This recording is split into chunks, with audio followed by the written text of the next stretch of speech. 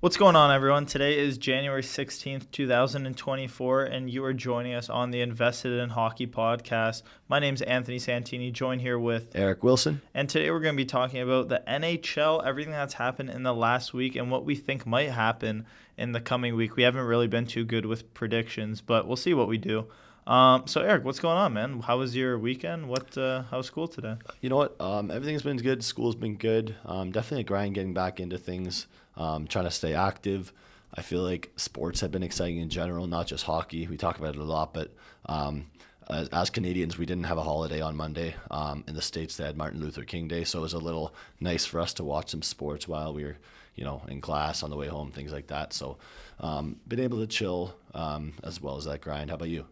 Yeah, nothing better than watching like the afternoon sports games. Even just being able to like be in class or, walking home from class and you're listening to the game or just kind of chilling on the couch, eating something, making some lunch or something, and you get to watch like the Bruins Devils, for example, yesterday. It was a great game. Bruins win 3-0. And, someone that looked really good for me was Nico Dawes. But I don't want to get into that topic too much because, today's going to be a chill podcast. I don't want people getting rattled, but Nico Dawes will probably be the starter that helps the Devils win the Stanley Cup, just saying. Never mind.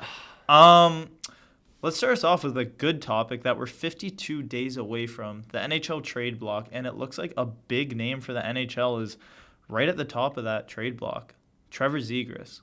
Yeah, so first off, I'm very surprised when I looked at TSN's trade bait board today. Trevor Zegras is all the way down to number 14, and I believe this is due to his injury, his most recent injury. And all I have to say is, like, out of that list, obviously there's a ton of guys on that list. You guys have guys like Elias Lindholm, but Zegras at 14, like, I think he's going to get moved, and I think he's one of the most talented guys on that list with one of the most potential.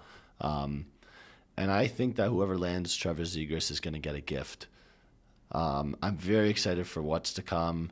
I'm definitely going to give a prediction maybe in a few minutes too of where I think he should go. And, Yeah, I'd love to hear that. I might be the first person in the world to say he will land X, but there's a lot of trade deadline moves that are going to make sense that will not happen, unfortunately, just because we always expect so much, and then some years you get disappointed. Some years you're a little surprised, and we see things happen. A lot of first round picks maybe get moved, but I don't know. What are you expecting out of this year's deadline? I mean, to kind of stay back on that topic of Trevor Zegras, and we'll turn into what's to be expected, but I just don't see Zegras staying on this team just because they have so much young talent with Leo Carlson, McTavish, and even they're a little bit deeper. Like, they have Sam Carrick on that fourth line, who's a pretty good hockey player. And, to see Zegras, who a player almost 2 years ago, everyone thought he was going to be the face of the league. And, I was a big fan of Zegras. I am still a big fan of Zegras. I do like his game, but I just personally don't see enough hockey production from him. Sure, he is flashy. He is, the star-studded young kid that everyone loves, and you see him on Instagram and everything. I just don't see him as one of those players like, for example, a JT Miller that can really be a game changer, or someone like Cale Makar that can really, change the course of a power play. He's a good hockey player, but I just don't think he is what people make him out to be. Yes, and I'm not gonna counter that take. I know we're not gonna be too challenging of each other's takes today, but I will say that the way the league's been in the last few years, we see a lot of young talent, and we see like fans and even analysts over expect for a player. And another example of this is Cole Caulfield in Montreal, right? You see people expecting 30 plus, 40 plus goals, and it's a little, it's like you're disappointed when you see these players underachieve, but it doesn't mean they're not a great hockey player. It doesn't mean they're not going to be great, right? Like, especially when they're under the age of 26. We talked about that in a recent podcast. So I think for Trevor Zegras, it's not about him being like a JT Miller type of player or Cale Makar type of player. Guess what? He wasn't supposed to be, like, although he was I want to say top 10 pick, I don't know where he was drafted, but I just think he was drafted 7? Yeah, maybe 7th overall. I think he's doing just fine, and I think people just need to be patient. And again, we see that with a lot of other players. Drafted 9th overall. Yeah, 9th overall. Okay. Yeah, I really just think, especially with a team that trades for him, you're not looking at like, okay, this guy's going to win us a cup maybe this year. You're looking at the future, and like what the future holds is infinite, right? We don't know. Yeah, that's why it's a little bit frustrating because when you talk Trevor Zegras and you talk to even just the average fan, everyone thinks like, oh, star-studded talent, young kid that can really change a franchise. Like you're going to build around this guy. But that's really not the case. And I'm not saying he's a bad hockey player by any means. I just personally don't think that trading for Trevor Zegras, acquiring Trevor Zegras, or having Trevor Zegras in your lineup day in, day out is really going to like push you closer to a Stanley Cup, considering the difference that maybe trading for a goaltender could. But like I said, a little bit of a different conversation for another day. We'll see where Zegras ends up, and hard to kind of judge with everything that's happened to him this offseason with his contract and the injuries that have happened. So hoping for the best for him and that he can land on a good team. I'm just thinking, what team do you think he's going to land on? Yeah, I'm glad you at least asked me that question before we kind of move on. We'll do that other deadline talk regarding other players a little later on, but it's a really weird take maybe, and like this is just something I see, but I think Trevor Zegras will be a Boston Bruin, and it there's just a bit of correlation with the way that Trevor Zegras plays and the lack of center talent that the the Boston Bruins have in terms of skill at the center position. We see a lot of hate before the season started about, okay, you got Pavel Zacha as your first line center. Good luck. You got Charlie Coyle. Good luck, guys. But I think that Trevor Zegras could gel amazingly with a guy like David Pastrnak.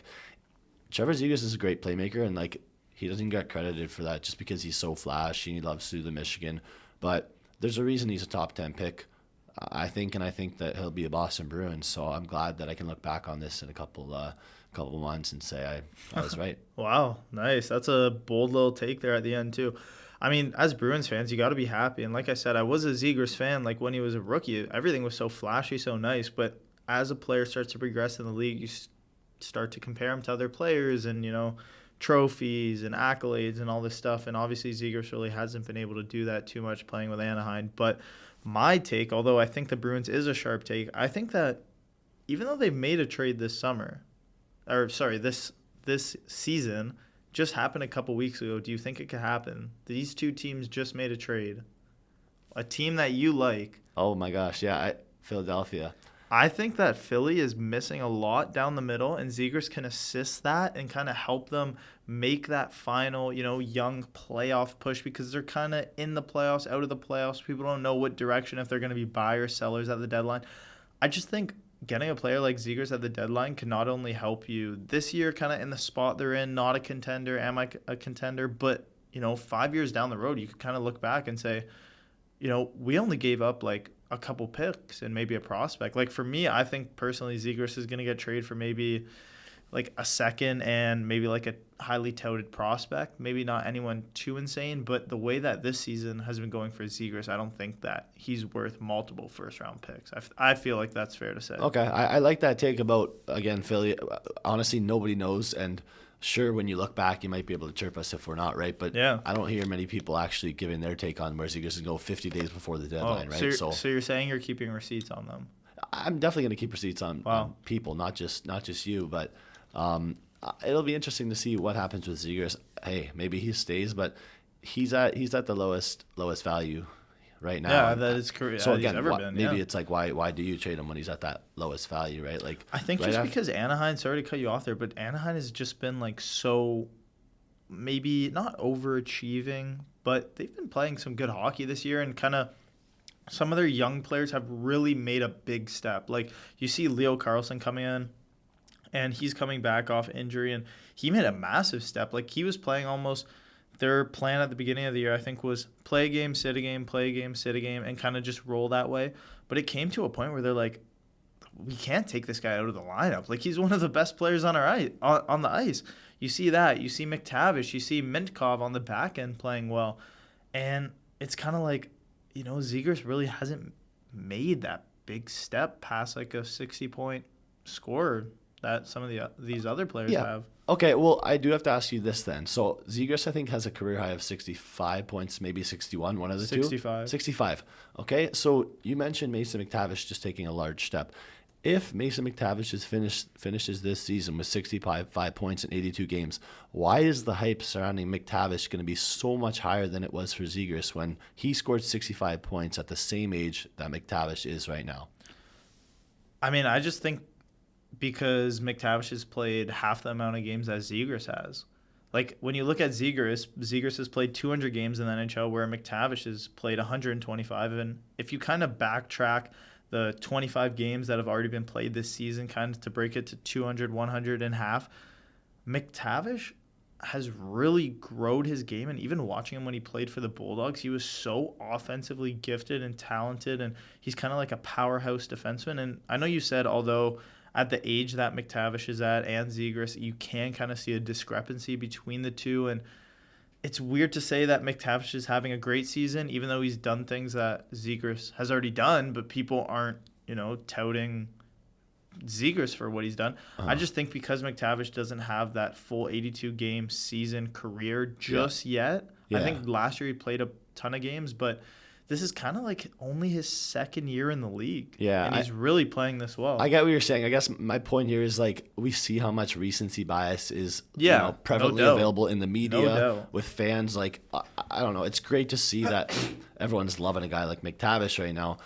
But at the end of the day, like, you never know what's going to happen with these prospects / young guys, right? They haven't played a full season. We'll see what happens, but you got to hope for the best for this young core in Anaheim. I totally agree with you. Yeah, no doubt. So let's move off finally of talking from Zegras. But I'm going to name a couple prospects for you that are on the TSN trade bait list, and this list was released on January 10th. The writer for this was published by Steve Dryden, TSN hockey contributor, working for the Toronto Sports Network. So I'm going to name you 5 players, and you're going to tell me, do you think they will get moved? Even though they are at the top of the list, do you think it makes sense compared to maybe what the team will ask in return, what a team wants to give to them? So whenever you're ready. I'm ready, yeah. First off, goaltender Jake Allen for Montreal.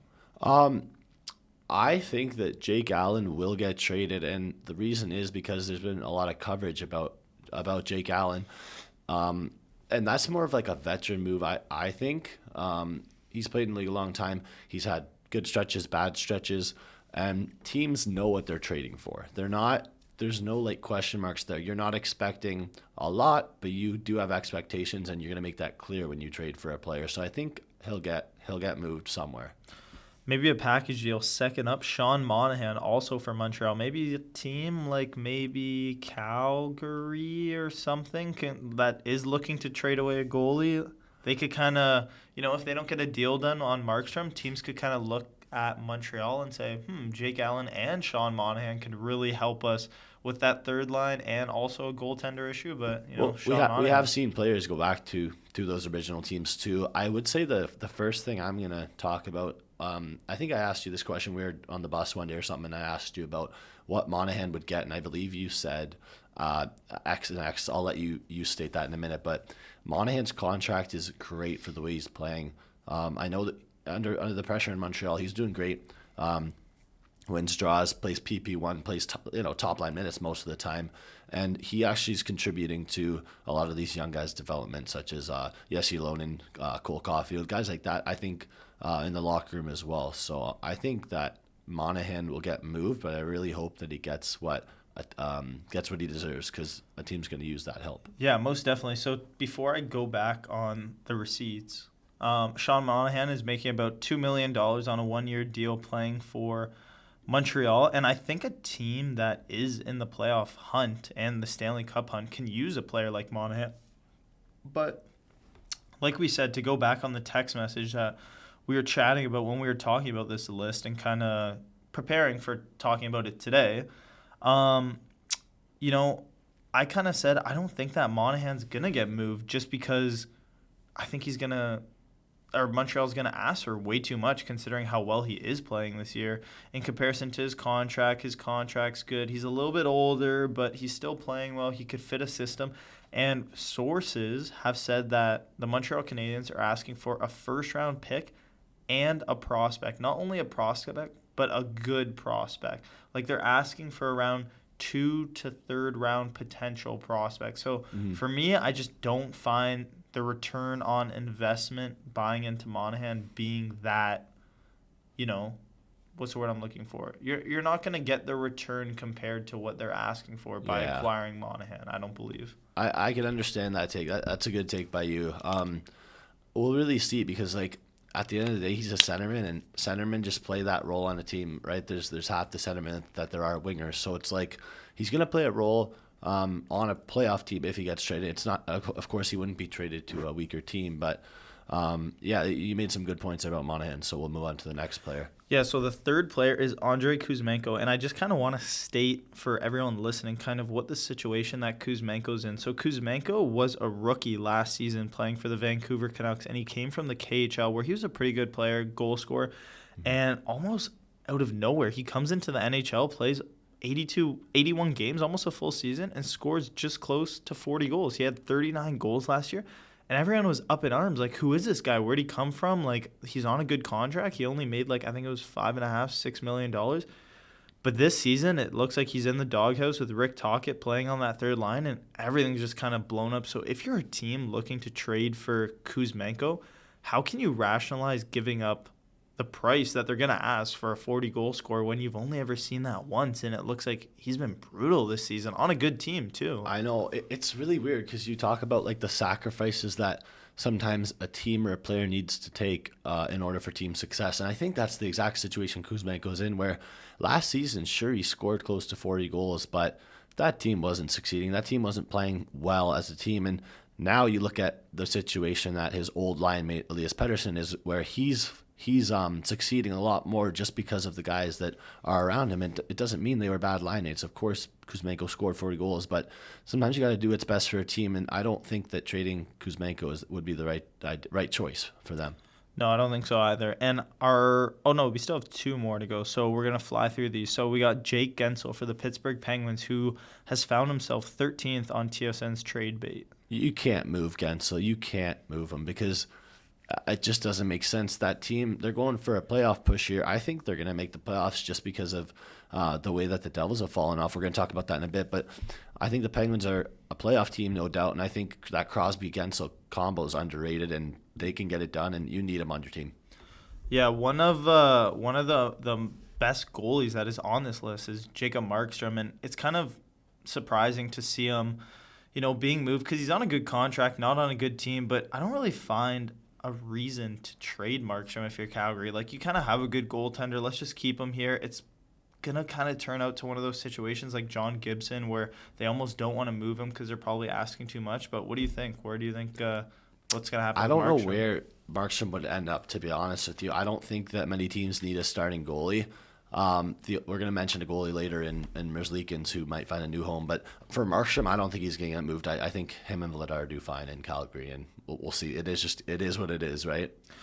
Yeah. Well, actually, let's wrap up that Markstrom kind of situation to kind of tee us off into our next topic, just because we want to talk about, trades and everything like that. And obviously, it's going to be so much fun when the trade deadline hits. But Merzlikins, was he came out last week and he requested a trade from the Columbus Blue Jackets, and he hasn't played a game since, I believe it was December 16th or December 29th. I have those two numbers in my head. A little bit of a difference, but he hasn't played in a while, and he came yesterday, beat the Vancouver Canucks in shootout, and he was very frustrated in his post-game interview. I don't know if you saw that. Yeah, I didn't watch the interview. I just watched those kind of the posts, the tweets, and you never like to see that negative stuff. I mean, Columbus got the win, but it just shows sometimes you get the 2 points and it doesn't mean you're happy, right? It doesn't mean you're satisfied. And I think that for Merzlikins, he is at the age where it's now or never. You got to show who you are, and he probably just is in that spot where he doesn't feel like he can show it all in Columbus just because of the opportunity he's been given and a little bit about the team he's playing in front of, right? Yeah, for sure. Obviously, with his play and the team in front of him, but it's not like the goaltenders that are taking his spots are playing any better. I think this is just going right off the top of my head, but I think they're like 1-5-1 since his last start. Like, they've just been brutal. So, hopefully Merzlikins can get traded. Another goaltender that, we'll probably find his name on March 8th, in the discussions at least, but it's like, he kind of plays like a backup goaltender. Teams kind of value him as a backup goaltender. I don't think that Columbus will do the same, but hopefully the situation could kind of, work itself out. And getting into our next topic, a topic that we've been working on the past week and something we worked really hard on and are very excited for. Super hype, super stoked for this. I'll let you introduce it. So we are going to predict our 2026 Olympic rosters. I, Anthony Santini, will be predicting Team Canada's roster, while Eric Wilson worked very hard,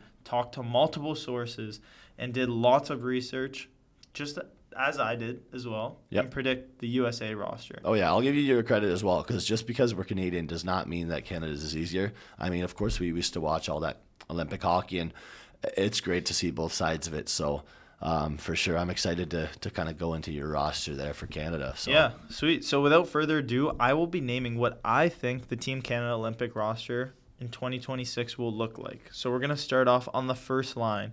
In no particular order too much with who's going to play left and center and right, but I think you'll be able to get a little bit of an image in your head. So starting us off, we have Mitch Marner, Connor McDavid, Connor Bedard, Jonathan Huberdeau, Nathan McKinnon, Sam Reinhart, Marchand, Point, Marchessault, Travis Konechny, hot take, Sidney Crosby, and Matthew Barzal. So in the Olympics, you need to have, I believe it's 14 forwards. So my Xers are going to be Steven Stamkos and Robert Thomas.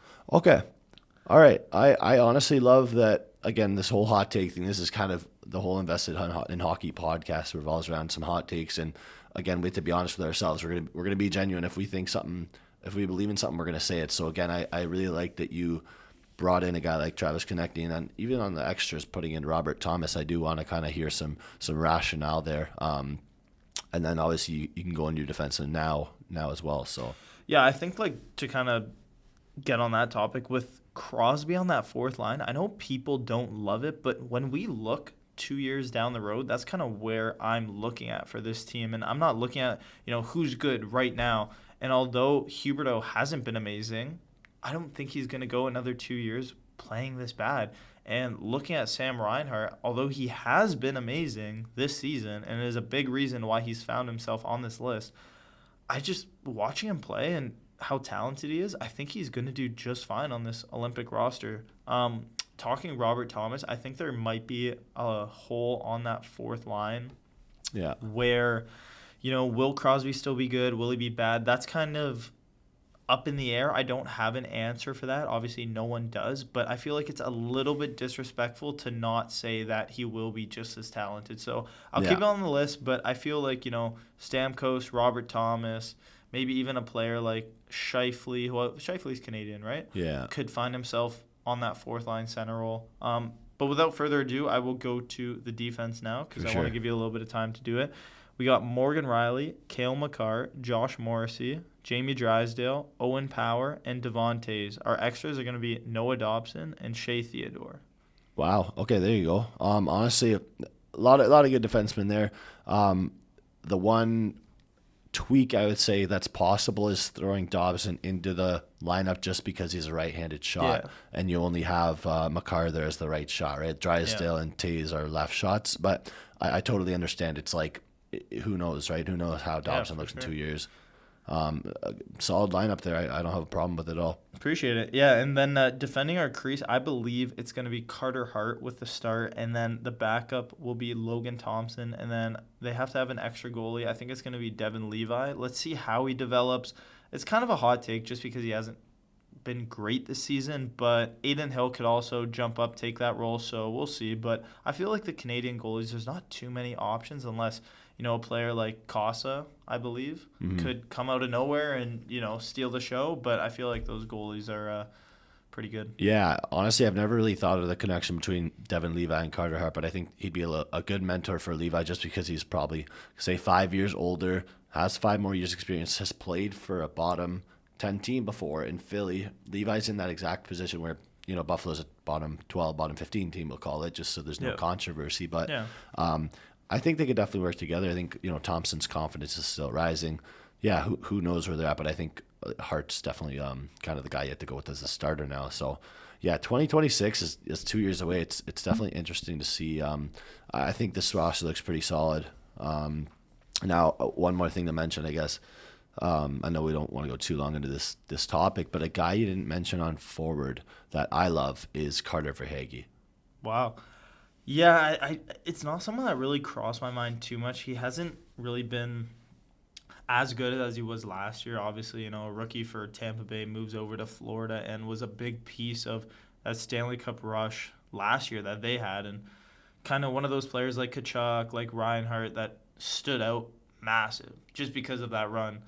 I've never loved Verhaeghe's game. I don't find him too much of an offensive threat, and that's almost, Oh, that's a hot take. it's That's a hot take, a little man. bit of a hot take just because I think, with Verhaeghe scoring, what do you have, like 35, 40 goals last year? Oh yeah. I don't know. He hasn't really kept it up this year too much. No, he but has. Yeah. I don't think so. He has No, over only 20 goals. Yeah. No, he doesn't. Does Yeah, he he have does. like 15? No, like 23 goals, 20 apples. Yeah. So He's a stud, man. I that's a very hot take by you. So then maybe I'm talking 23 goals this year in 43 games. So compared to last year scoring 42, let's see if he'll keep it up. But he was always a 20 goal scorer. So I don't know if by 2026 he'll be able to keep that up. I hope he does, obviously, but I just don't feel like he would be put into the lineup over a player like Mark Stone or even Zach Hyman maybe. I understand what you're saying. That you want to see more consistency out of him, but Sure. Obviously, and again, like hot takes are totally fine. I think he's a stud.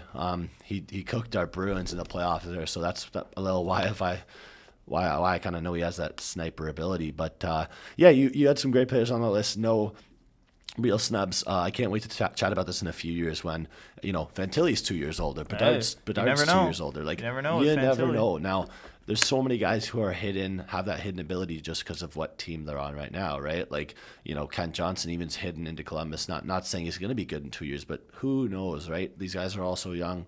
It's going to be great to see that leadership ability from guys like Crosby, and kind of bring that leadership ability into my roster for Team USA. I'm sure I can get into that whenever you're ready. Yep, ready to go. Let's hear it.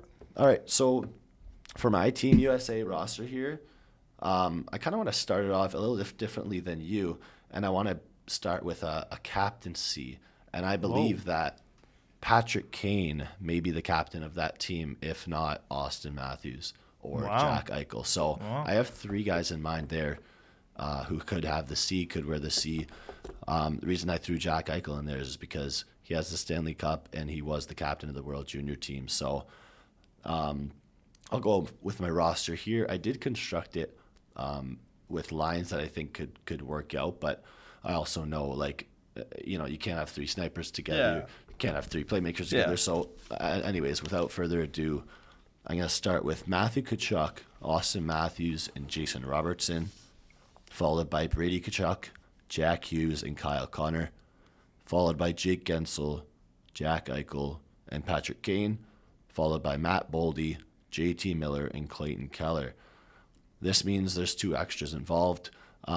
These were the hardest part just because there's always going to be guys, snubbed out. But I put Alex DeBrincat and Cole Caulfield there. Doesn't mean they're not going to be in that lineup. It just means maybe you have DeBrincat over Kane on that third line. You never know, right? But anyways, that leads me into my defenseman, and then you can kind of let me know what you think about the roster. But I have Quinn Hughes on that roster with Charlie McAvoy, Jacob Slavin with Adam Fox, John Carlson with Keandre Miller, and Luke Hughes and Brock Faber to end the 8th D there. So obviously that needs some tweaking with the right shots to left shots. I believe Keandre's a left shot and John Carlson's right shot, so I would have to fix those pairings. Yeah. But I guess I'll say my goalies quick and then you can chime in.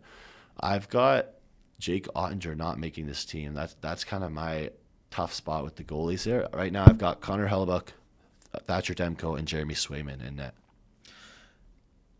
I mean, I agree completely. Looking at this list, I agree completely with your forwards. I don't really see too much of a discrepancy between those players. I just feel like the hottest take would be Patrick Kane, especially saying that he would be the captain. Like, we'll see what happens with his injury, with his surgery, how he kind of fits that role on that team. Like, who knows if he'd want to be a second, third liner. Yeah. He probably wants to be the star on that team, just like he used to be, one of the best players that has ever worn the American flag on his chest playing hockey. But just kind of looking more, I think the biggest thing that I disagree with is your defenseman. And when I look at, Keandre Miller, I just can't see that happening. I look at Luke Hughes, I look at Brock Faber. I don't see these players even coming close to not only as the extras, but even on the lineup. I feel like everyone else is considerable. Quinn Hughes, Charlie McAvoy, Jacob Slavin, great defensemen, very underrated.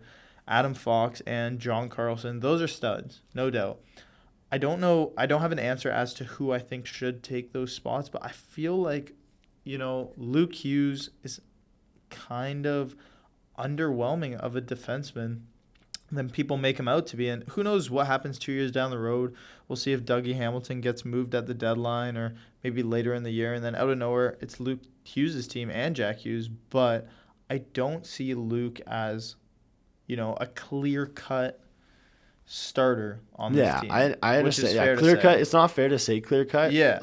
It's so weird. He has two brothers that are obviously on the team, no doubt. But I can 100% see what you're saying. Like, 2026, he's only going to be, call it 22 years old, which is so weird. Yeah. And then he still has the 2030 Olympics when he's going to be 26. Like, he's not in his prime yet, and he won't be for a while. I totally get what you're saying. I feel like that take is kind of similar to me saying, like, Owen Power is going to be, like on that second, third line defense pairing for Team Canada. So it's the same boat. The goalies, I don't disagree with too much. I'm okay with that. I feel like Swayman, Demko, Hellebuck are all great starters. No matter if you throw Onger in there or if you do not throw him in there, you could almost take out or put in any of those four guys, and I feel like they're just going to be just fine. The only issue you're going to run into is who's going to start that gold medal game when they play against Canada. I know. So obviously a great topic, and I appreciate, Yeah, just before you wrap that up, too, we're going to have these graphics posted on our Instagram. Oh, yeah. Invest in Hockey is the tag. Go have a look. Let us know what you think. I know it's tough to listen in and kind of hear all of the words and all of the player names are saying. So have a look at the rosters. Anthony's will be Canada, obviously, and Eric's will be Team USA. So, yeah, perfect. And, let us know what you guys think in the comments. Make sure to repost. We're going to be sending that graphic out to a couple places. But without further ado, this is going to wrap us up for this week's podcast. And we'd like to thank everyone for listening so far, joining us, and, kind of still looking to upgrade our podcast and see what could change us. We had someone reach out last week and say maybe look for some sponsorships, look for maybe adding a little bit of music within the editing. So we'll see with school and stuff. Obviously, everything gets a little bit busy and yeah. Yeah, for sure. Appreciate it.